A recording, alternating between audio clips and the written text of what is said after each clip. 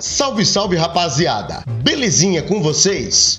Tá bom. No meio pentecostal e também neopentecostal, é notório que existam muitas pessoas ligadas e parece que, conforme o tempo vai passando, vai proliferando o número de pastores e pregadores do evangelho relacionado à doutrina. E um ponto que chama muito a atenção é que, entre esses, vira e mexe, aparece algum falso profeta. E quando eu digo falso profeta, não é um qualquer não, é aqueles que são uns camaradas assim que chegam até fazer inveja pro capiroto. Deus me defenderá. E olha, de antemão quero avisar aqui que eu não tenho nada contra pastores e muito menos contra crentes pentecostais ou neopentecostais. E entendo que nem todos são falsos profetas. Porém, uma coisa que poucas pessoas sabem, por incrível que pareça, quem é o pai dos falsos profetas? Quem se dedicou a isso? Quem criou, digamos que essa doutrina e todos os trâmites para como se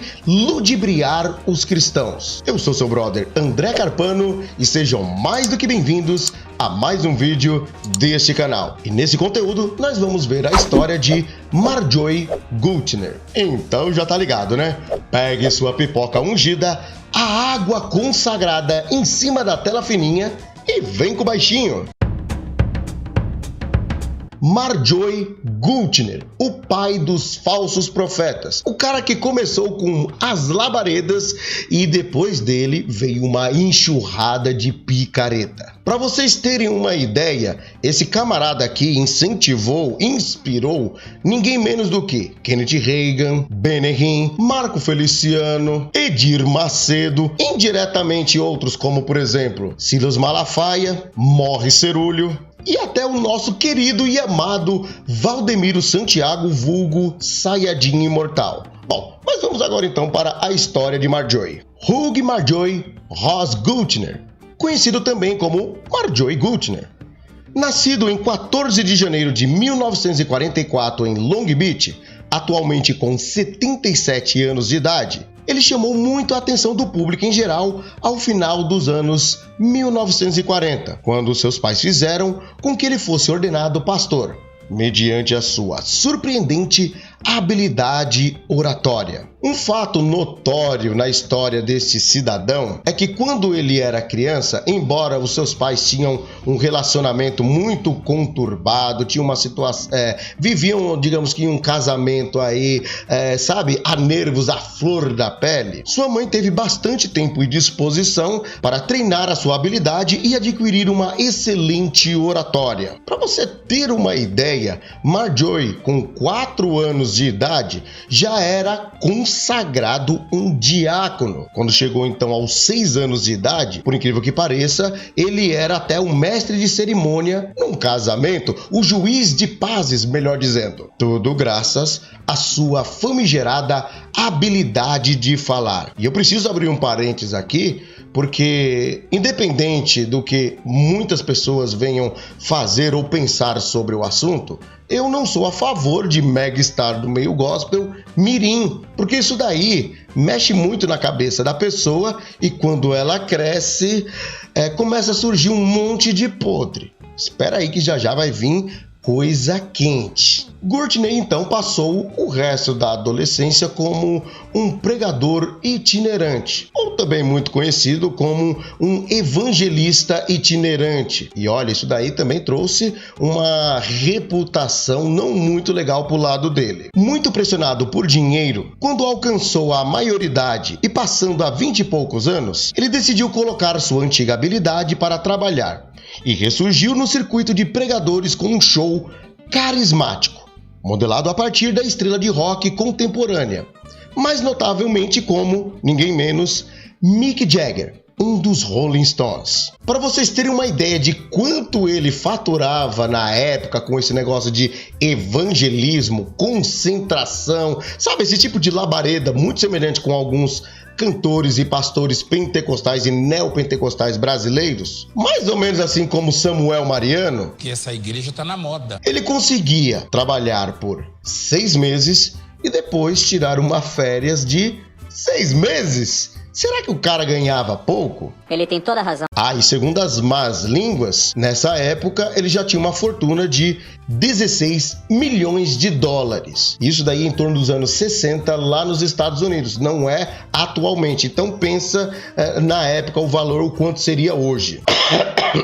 Uma informação muito importante, na sua adolescência, na sua juventude, ele fazia questão de ministrar nos circuitos de avivamento cristão. E sendo assim, ele conseguiu ganhar uma notoriedade fora do comum.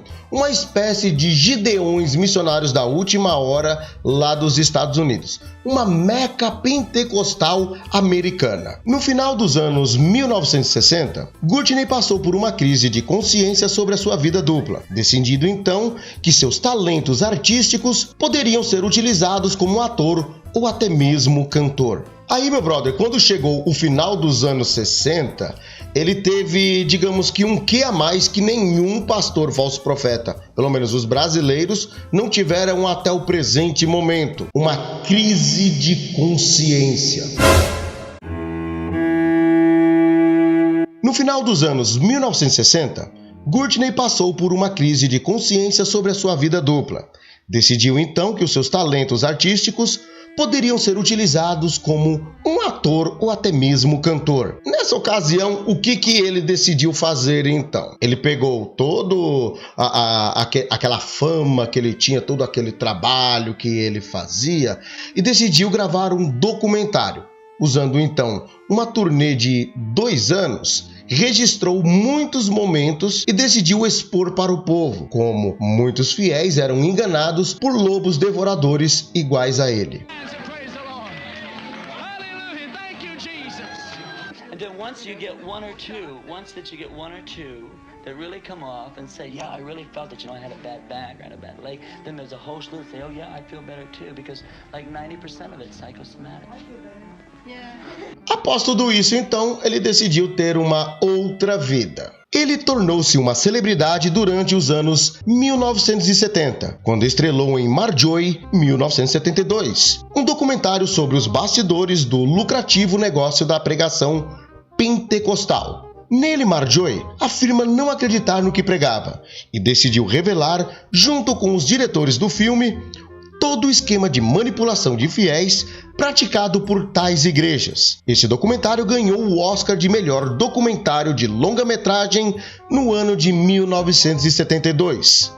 Também é considerado hoje em dia uma das críticas mais veementes às pregações pentecostais. Observação: após ele ter gravado esse documentário, ele já ingressou diretamente em sua carreira artística por outro lado. A princípio, ele chegou até a ser domador de leões. Inclusive, o link de tudo isso que eu estou falando, tanto esse documentário quanto o domador de leões, eu vou deixar aqui embaixo, aqui no comentário fixado, para quem quiser acompanhar, e também na descrição do vídeo. E ele também tem uma filmografia muito grande, tendo nada menos do que 17 trabalhos no seu registro. E por incrível que pareça, eu tenho certeza, plena convicção que você conhece pelo menos um trabalho dele. Está lembrado do Chaves?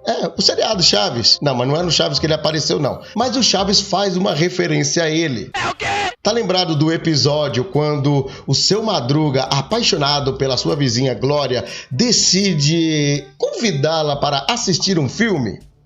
O Terremoto é um desses. Que tal fazer um terremoto comigo? A sua filmografia são então com 17 filmes que são os seguintes: Marjorie, 1972, The Gun and the Pulpit, 1974, e Earthquake, ou Terremoto, também no ano de 1974, Bob Joe and the Outlaw, 1976, The Food and the Goods, também em 1966, e Mayday at 40,000 feet. Não sei falar 40 mil em inglês e não me exija isso, viu?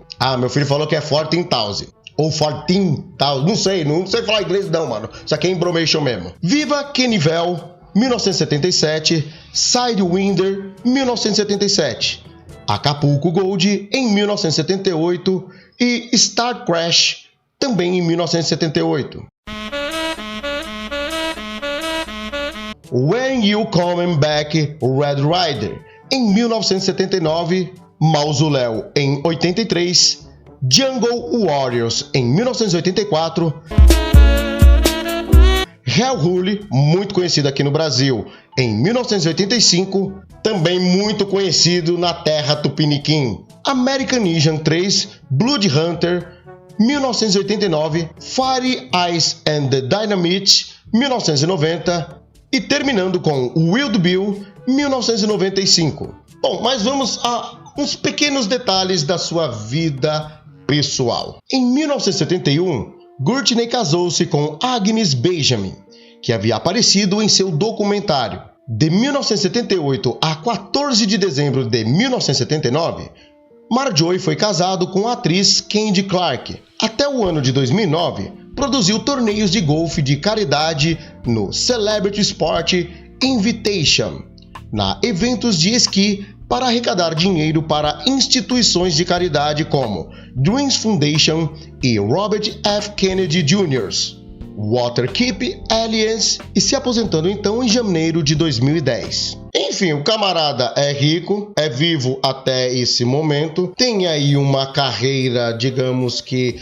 razoavelmente conhecida como ator, e está já farto de dias, bem tranquilo e sossegado. Ele inspirou diversos falsos profetas, desmascarou todos os truques que eram feitos passo a passo, e quer queira ou não, está aí a prova, não só no seu documentário, quanto também na sua postura. Agora, se Deus vai perdoar ele ou não pelo seu arrependimento, quem sou eu para julgar? Mas será que esses outros falsos profetas, que foram todos aí suas crias, algum deles algum dia vão se arrepender? Bom, isso aí é papo para um outro vídeo. Mas eu quero saber a sua opinião sobre este conteúdo. Você conhecia esse camarada? Sabia da sua história e que ele influenciou os lobos devoradores da teologia da prosperidade, Reteté de Jeová e muitas outras coisas que nós vemos atualmente? Bom, agradeço o carinho e atenção de todos que me acompanharam aqui. Não esqueçam do like maroto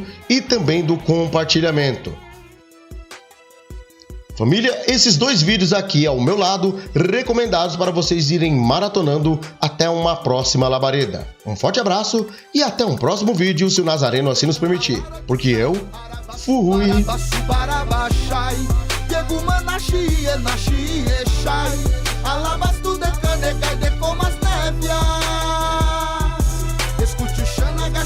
Venha ser crente do Ieguchi Semanai.